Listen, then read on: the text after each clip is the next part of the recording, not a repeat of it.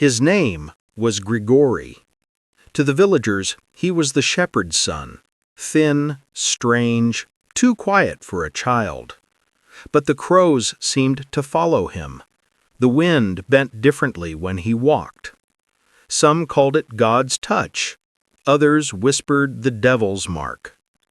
When he was 7, his mother found him standing in the frozen yard, barefoot, in the snow, eyes wide open. "I saw light," he said, "a woman in fire. She told me the world will end in silence." And from that night on, silence never left him. The village was a cruel place, where hunger was a religion and faith a form of madness. Men worked, women prayed, and children disappeared into the snow each winter. But Grigory survived.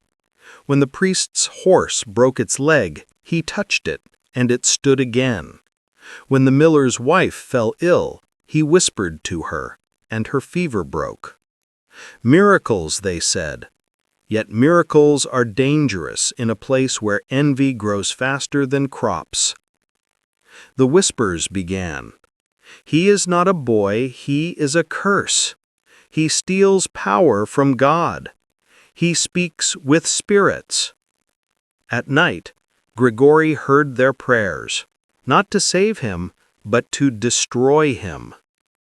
He walked to the river and watched the ice breathe beneath his feet. "If I am cursed, then let me be the curse that survives." The water rippled, and for the first time, the reflection smiled back. The next day, the village found the priest's church burned. Only the cross remained, twisted in ice. And in the snow beside it, barefoot prints leading away into the forest. Grigory Rasputin disappeared that night. The boy with the holy hands had vanished, leaving behind only a whisper that would someday echo through empires. Storytelling, calm, relaxing. The forest swallowed him whole. Days passed, weeks. The boy became a shadow among wolves, a whisper among trees. Some say he went mad, others say he found something worse, purpose. When he returned years later, the boy was gone. In his place stood a man with fire in his eyes and peace in his voice. He spoke softly, but the world leaned in to listen. Grigory walked from village to village, barefoot, hungry, unafraid. He preached not from books, but from pain. "Suffering," he said, "is how God speaks to those he trusts most." And the poor believed him, because no rich man ever understood that sentence. His reputation grew faster than his shadow. The sick came, the broken knelt. A word spread like smoke through the empire. A holy man has risen from the snow. But holiness in the wrong place is a dangerous thing. The priests feared him. The nobles mocked him. The women whispered his name with a kind of trembling they couldn't explain. In taverns, he laughed and drank with peasants. In chapels, he knelt until dawn. He was a contradiction dressed in rags, and contradictions are powerful. One night, a priest confronted him. "Who gave you the right to heal?" Rasputin smiled. "The same one who gave you permission to doubt me." Envy doesn't always shout. Sometimes it takes notes. By the time winter broke again, Rasputin's name had reached the gates of St. Petersburg, the city of silk and secrets, where every prayer cost gold. Letters from nobles arrived, invitations sealed with envy and curiosity. "Come heal the Tsar's son," one said. "Come explain the miracles," another said. He took nothing but his coat and a wooden cross he'd carved from the burned church of his childhood. As he walked away from the fields, the same snow that once tried to bury him began to fall again. But this time, it wasn't silence he heard in the wind, it was applause. St. Petersburg did not welcome strangers, it devoured them. The streets gleamed like mirrors, but beneath every reflection hid a lie. Rasputin walked through the marble gates, his boots caked in mud from the villages he left behind. To the poor, he looked like a prophet. To the powerful, a mistake that somehow made it past the guards. The palace walls whispered. The court had heard rumors of a peasant who healed with his hands, who spoke to God like an equal. They laughed, but fear hides well behind laughter. One night, as snow began to fall over the palace, he was summoned. The Tsar's son, Alexei, lay dying, hemophilia, the bleeding that would not stop. The doctors had failed. The priests had prayed until their voices broke. Rasputin entered the room without bowing. He did not touch the boy. He only whispered something no one else could hear. The child's breathing slowed, then steadied. In the silence that followed, even the candles seemed afraid to flicker. From that night on, the man in rags became the man who could not be ignored. The Tsarina called him our friend. The nobles called him the mad monk. But in the mirror, he called himself nothing. He only smiled. Power didn't arrive in gold or crowns. It arrived in whispers, favors, and secrets. And Rasputin learned fast. He spoke softly in hallways, and ministers changed their decisions. He stayed silent at dinners, and women trembled. He prayed, and soldiers lived. He vanished, and generals fell. But every miracle creates a debt. In the shadows of the Winter Palace, envy began to ferment. The nobles no longer mocked him. They studied him. They watched his every glance, every prayer, every silence, searching not for truth, but for weakness. Because they understood the rule of empires. If you cannot control a man, destroy him. Power does not make a man evil. It only shows the evil that was already there. By 1915, the war had bled Russia dry. The Tsar led armies into chaos, and Rasputin, the peasant, the prophet, ruled what remained. Ministers knelt for blessings they did not believe in. Wives whispered his name like a spell. Soldiers wrote his name on their prayers. But the people began to hate. Bread vanished, sons died, and in the newspapers they printed his eyes, those black, endless eyes, and called him the devil who whispers in the queen's ear. Rasputin laughed. He said, "They fear what they cannot understand." But deep inside, he did understand. That fear was more loyal than love, and more dangerous too. The nobles gathered in candle-lit rooms, plotting with trembling hands. Prince Yusupov, heir to ancient wealth, Grand Duke Dmitri, blood of the Tsars, and Purishkevich, the voice of the people's anger. They swore an oath to end the monk before he ends the empire. That night, Rasputin dreamed of water, dark, frozen water. He saw faces below the ice, his own among them. When he woke, the candles had melted to tears. He whispered, "The wolves are coming." Outside, snow fell again, soft innocent, silent. No one knew that every flake carried the sound of an empire cracking. December 1916. A night so cold, even the chandeliers shivered. The invitation was written in gold. Prince Felix Yusupov, heir to the empire's richest blood, had asked the mad monk for a private dinner. A toast to friendship, he said. Rasputin came smiling, wearing his worn black coat, the same one that smelled of incense and smoke. Beneath the marble stairs, servants whispered. On the table, wine, cakes, and cyanide enough to kill 10 men. But the monk was not supposed to survive one bite. Yusupov poured the wine. Rasputin laughed. He ate. He drank. Then he waited. The prince watched his hands, his lips, his breathing. Nothing.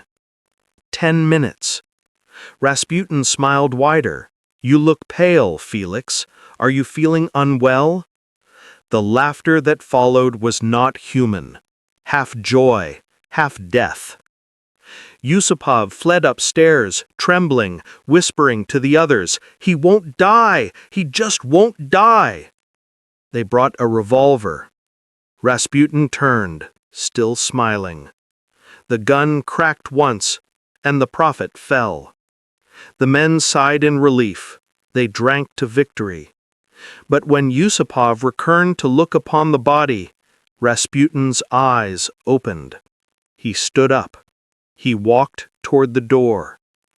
5 more bullets, a beating, a rope. Still he crawled through the snow, leaving behind trails of blood and defiance. They dragged him to the river. Ice broke like glass. They threw him in.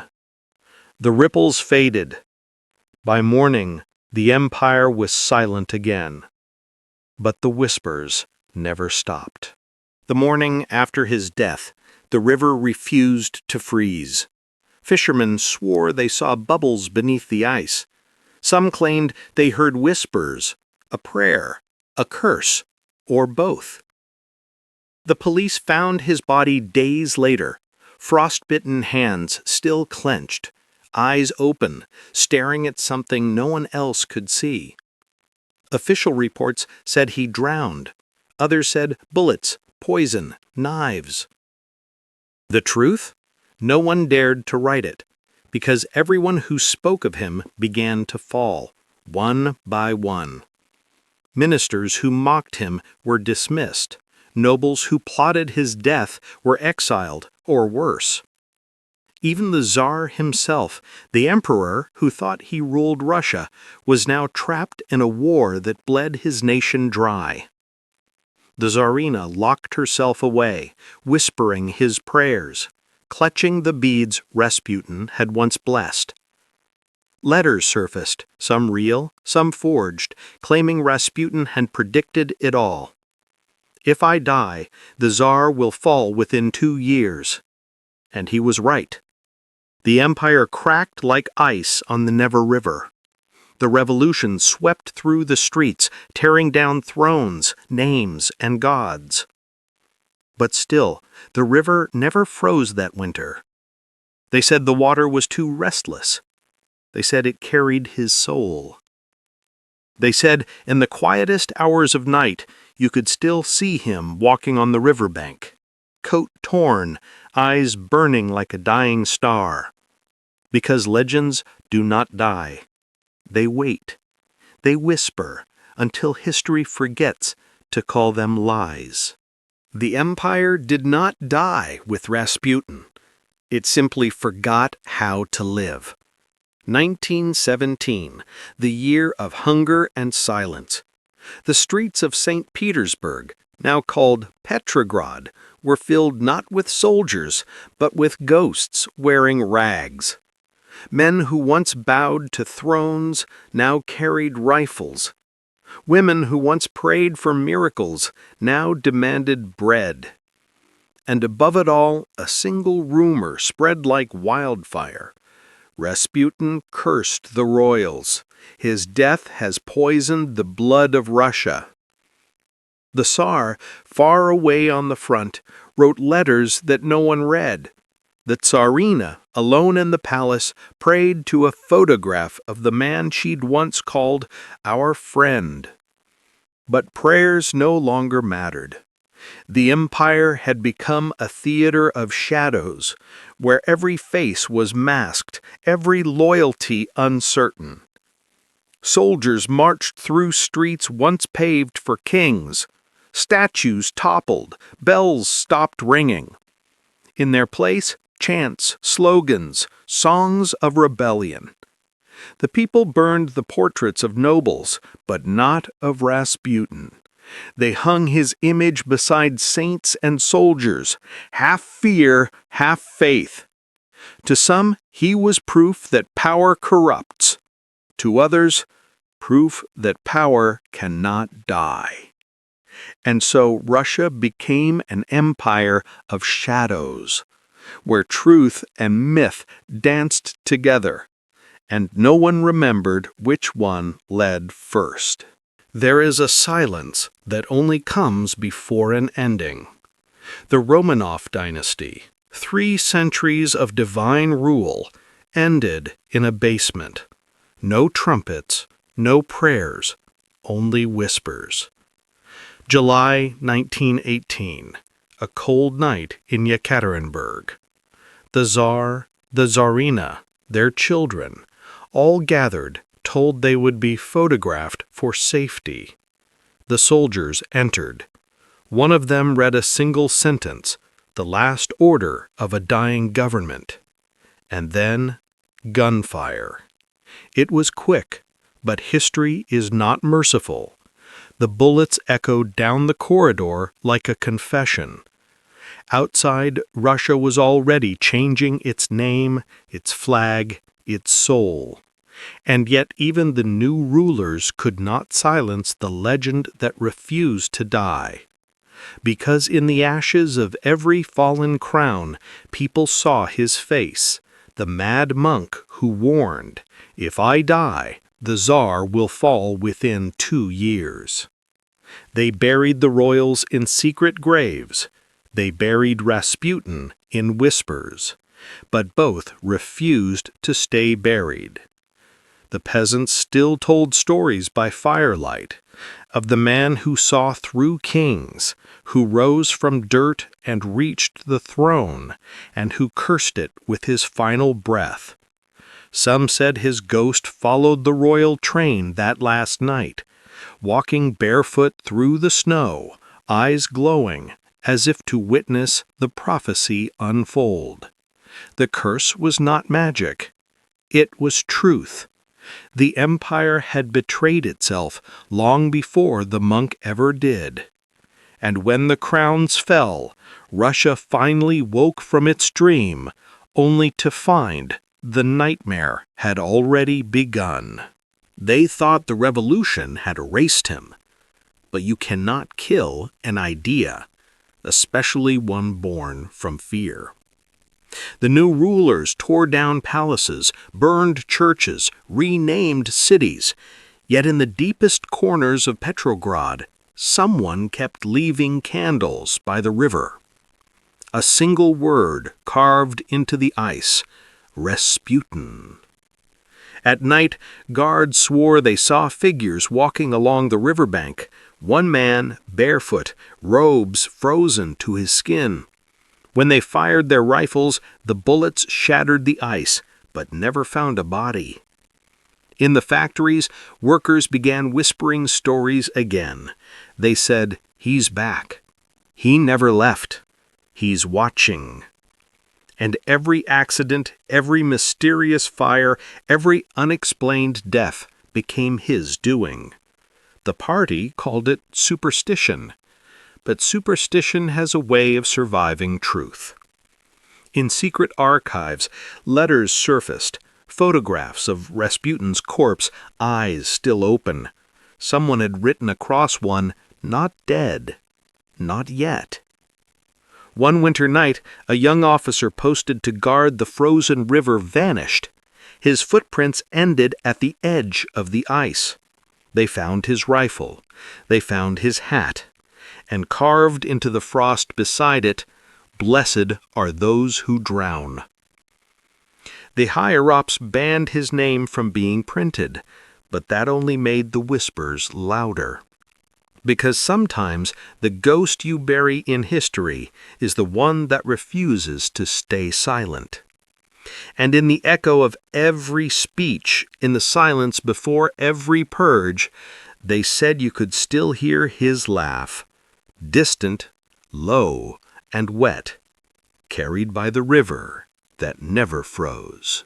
They said the mad monk could not die, that bullets, poison, even water would bow to him. But what truly refused to die was not the man, it was the myth. The night of Rasputin's final hours unfolds not in reality but in echoes, blurred between truth and imagination. In a candlelit dining room, the traitors gather, a table filled with wine, laughter that hides trembling hands. Rasputin sits at the head, eyes calm, the same eyes that once promised healing and whispered damnation. "Tell me," he says softly, "do you kill what you fear, or what you envy?" The laughter dies. No one answers. The walls seem to lean closer. The air thickens. The poison-laced wine trembles in its glass. A storm rages outside. Or maybe it's just history roaring, knowing it's about to change. Rasputin falls, and yet his eyes remain open. He does not plead. He only stares, almost pitying those who conspired. They shoot again and again. The legend of his death becomes a theater of obsession, too dramatic to be real, too haunting to be false. As his body sinks beneath the frozen river, the water swallows both truth and illusion. Bubbles rise slowly, like the last breaths of an empire. "They thought they killed a monster," the narrator whispers. "But monsters don't die. They adapt. They become stories." Decades pass in seconds. The Romanovs fall. A revolution burns through Russia. Statues crumble. Flags change. But in the silence of history's basement, Rasputin's shadow lingers, not as a man, but as an idea. An idea that envy breeds power, that fear creates gods, and that maybe the real traitor was not the monk, but the world that needed him to exist. Every empire needs its villain and its saint, but when history blurs the line between them, what do we truly remember? The truth or the story we needed to believe?